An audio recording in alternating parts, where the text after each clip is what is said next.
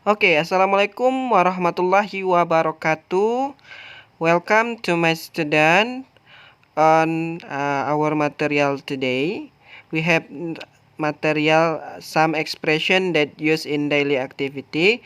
So this is expression can use how to saying some expression in saying about the sorry, how to saying about the pardon me, forgive me, and then how to saying apologize like that.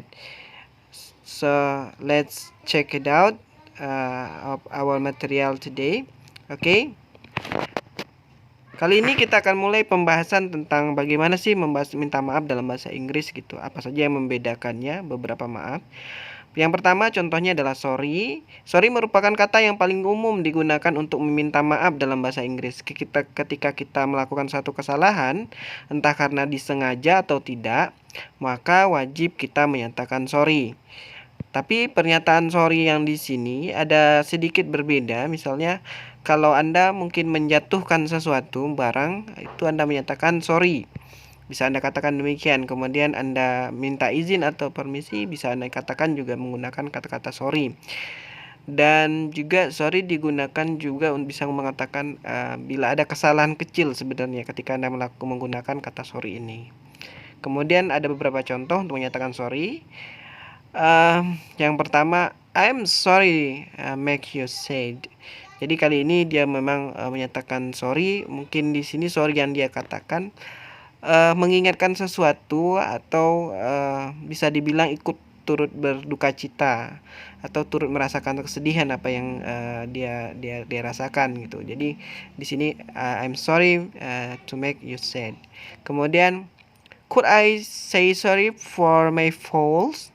Boleh nggak saya katakan minta maaf atas kesalahanku? Jadi ini benar-benar setelah katanya dia ada melakukan kesalahan, kemudian dia benar-benar minta maaf untuk apa yang telah dia lakukan. Kemudian sorry I did not hear your voice. Di sini menyatakan bahwa dia nggak mendengar apa yang dia itu. Kemudian I do not see that sorry. Saya tidak lihat itu. Saya benar-benar minta maaf.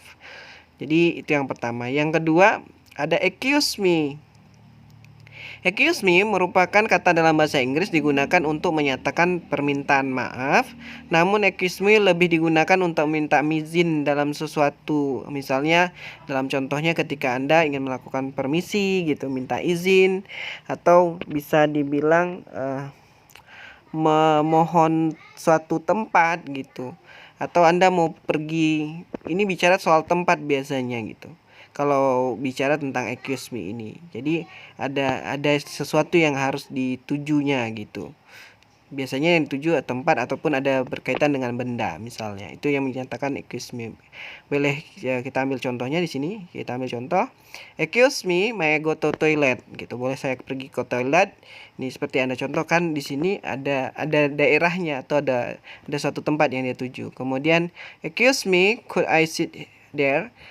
Contoh yang di sini, boleh nggak saya duduk di sini? Berarti ada yang tujunya benda ditujunya di sini. Kemudian yang terakhir selanjutnya ada contohnya, excuse me, miss, I want to take the book. Jadi dia contoh di sini minta izin gitu. Dia mengambil bukunya gitu. Kemudian excuse me, excuse me, cantik, I take this report here. Jadi di sini dia bisa dibilang boleh nggak saya taruh laporannya di sini gitu. Jadi berkaitan dengan sesuatu tempat biasanya tujuan excuse me ini tujuan tempatnya ataupun ada bendanya begitu. Contohnya excuse me ini. Kemudian ada pardon. Pardon merupakan kata dalam bahasa Inggris yang memiliki arti maaf. Namun pardon lebih banyak digunakan ketika kita minta maaf terhadap sesuatu yang kita tidak fokus atau meminta seseorang tersebut untuk mengulangi lagi apa yang dia katakan gitu loh. Jadi pardon ini lebih cenderung minta maaf, tolong dong diulangi lagi, begitulah untuk penggunaan kata pardon di sini gitu. Dan untuk beberapa contohnya kita bisa lihat di sini. Pardon, I can't hear your voice. Jadi minta maaf dong, aku nggak dengar suara kamu gitu. Jadi bener dia itu minta diulangi lagi gitu loh. Pardon sir, could you explain again? Kan minta maaf dong, tolong jelasin lagi gitu. Jadi bener-bener minta pengulangan gitu. Pardon, what you say? Minta maaf dong, apa itu tadi yang kamu katain sih gitu. Kemudian, pardon, could you retell the story? Minta maaf dong, tolong ulangi lagi dong ceritanya gitu. Jadi penggunaan kata pardon di sini ini lebih cenderung kepada sesuatu yang bisa dibilang tolong dong ulangi lagi gitu. Jadi benar-benar sesuatu minta maaf, tapi maaf ini adalah untuk mengulangi lagi apa yang sudah terjadi sebelumnya.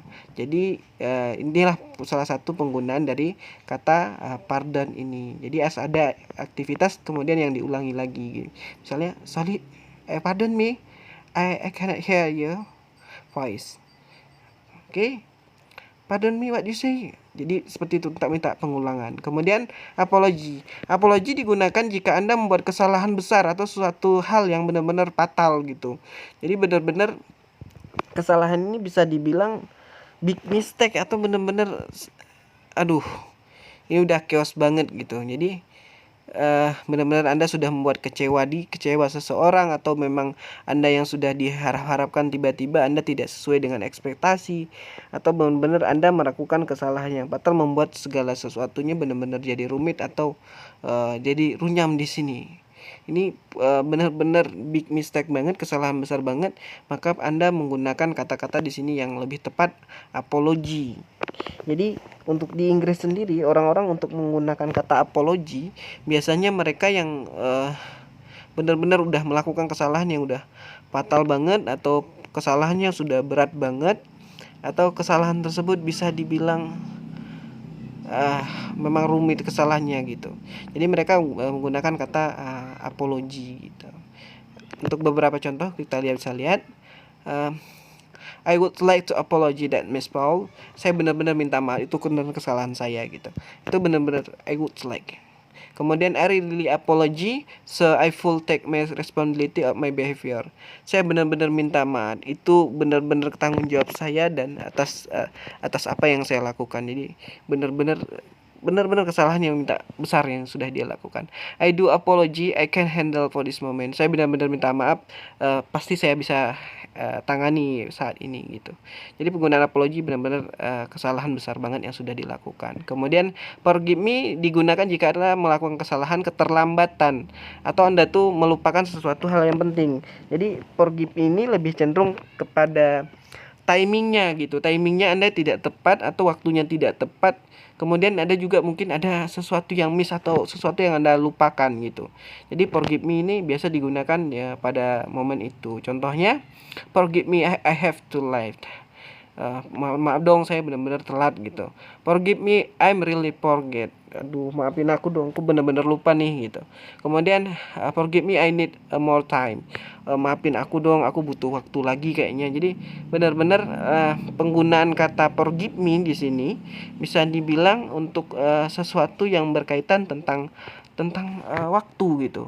Mungkin Anda waktunya semestinya Anda kerjakan sekian, tapi Anda benar-benar tidak sesuai dengan apa yang diharapkan, waktunya benar-benar terlambat atau benar lupa, kemudian Anda butuh waktu yang lebih lagi gitu. Kesalahan ya. Kemudian ada mini project yang Anda perlu kerjakan. Jadi buat sebuah kalimat percakapan conversation dengan menggunakan ekspresi yang sudah kita pelajari tadi. Jadi cukup Anda gunakan beberapa ungkapan tadi dalam apa namanya, dibuat dalam bentuk percakapan atau conversations. Jadi kemudian Anda tulis dalam selembar kertas, kemudian Anda fotokan dan Anda kirim ke bagian operator. Jadi good luck semuanya. Saya harap tugas kali ini benar-benar dikerjain, karena tugas ini rasa saya tidak terlalu berat. Oke, thank you. Good luck semuanya everybody. Tetap ya jaga kesehatannya juga. Ini ya, ruang lingkup biasanya mobilitasnya yang terlampau tinggi, tolong tetap dijaga, jaga juga kesehatannya, kesehariannya juga, supaya lebih ini ya, lebih hati-hati juga. Soalnya ini kan kita bisa libur seperti ini juga karena ada masalah dari virus ini yang lagi viral banget. Jadi tetap semangat, tetap ibaratnya kuliah walaupun kita kuliah by online, dan Saya harap kita bisa sukses. Thank you all and good luck for you all.